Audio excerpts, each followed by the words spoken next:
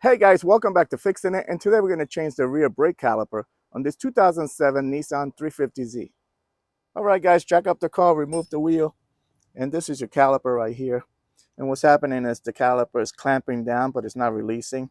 So the brakes on this side are wearing out quicker than the other side, and it's chewing up the rotor and everything. So first thing we're going to do is we're going to break this loose. See this line, the brake line?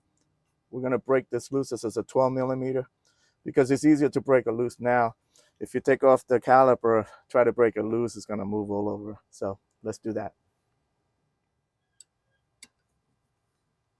Okay, all you want to do is break it loose. You don't want to loosen it because you don't want all the fluid to come out, okay? Next, we're going to remove the caliper. In order to do that, we need to remove this 14 millimeter and this one down here.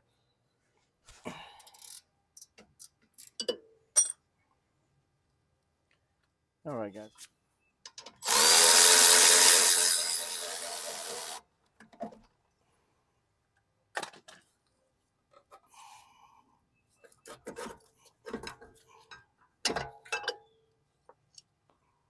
All right, don't let this hang by this brake line because you might damage the brake line, okay? I'm just going to put it up here for now. All right, this is your new caliper, and it comes with all new hardware in there, new slide pins, new rubber, and a new bracket. So we don't need this bracket anymore, so let's take that off. In order to do that, you need to remove this 19 millimeter and the one down there, okay?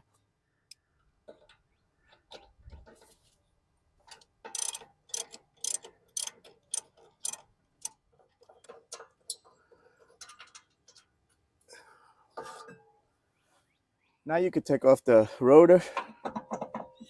If you're gonna replace it, this one's shot. This is the new rotor, that's the part number. And we're gonna spray it with some brake clean to get rid of the coating that comes from the factory, okay?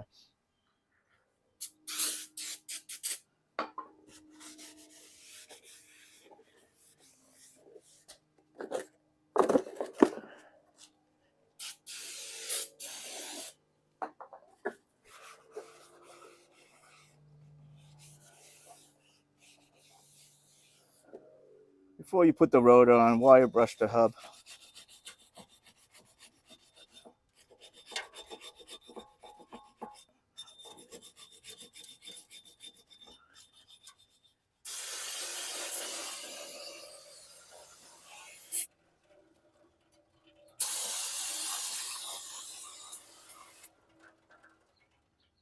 Throw a little grease on the hub so that way your rotor doesn't get stuck on it.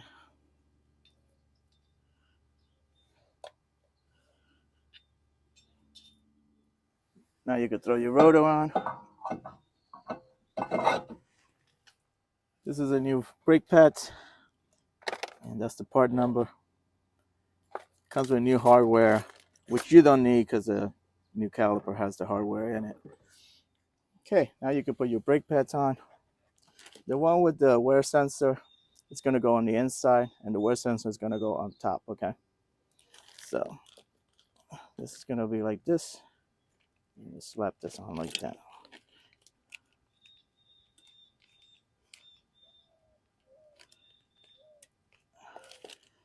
So just like that. The other one is going to go like this. And just slide it in place. Just like that. Now you can slide this in place and put on your 19 millimeter bolts.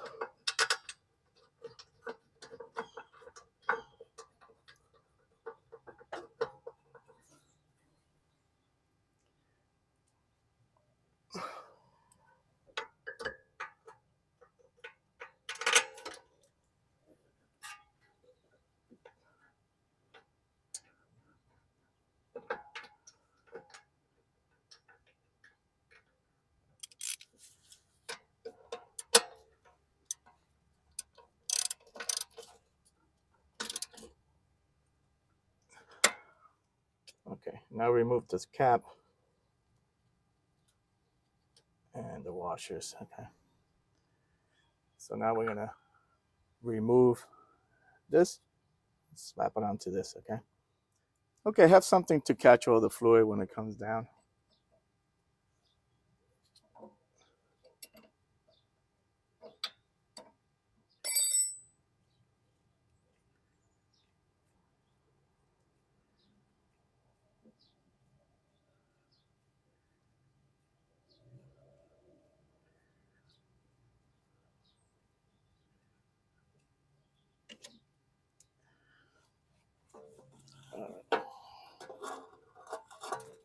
This.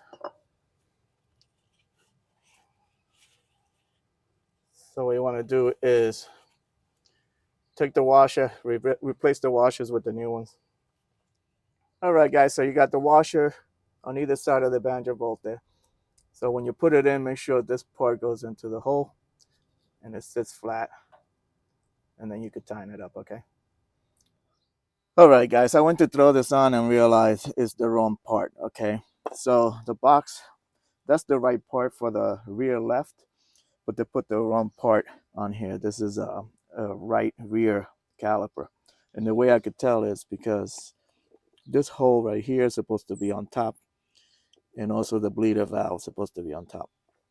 So I ran out and got another one, slapped it on. This is the way it looks. You're gonna have the one washer on the inside, one on the outside. Once you tighten this up, tap it a few times with a hammer, and then re-tighten it again. That way it seats well. Take this little rubber cap off, and this is a bleeder valve, okay? I think it's an 8mm. So what you're gonna do is have somebody get in the car. They're gonna pump the brakes and then hold it.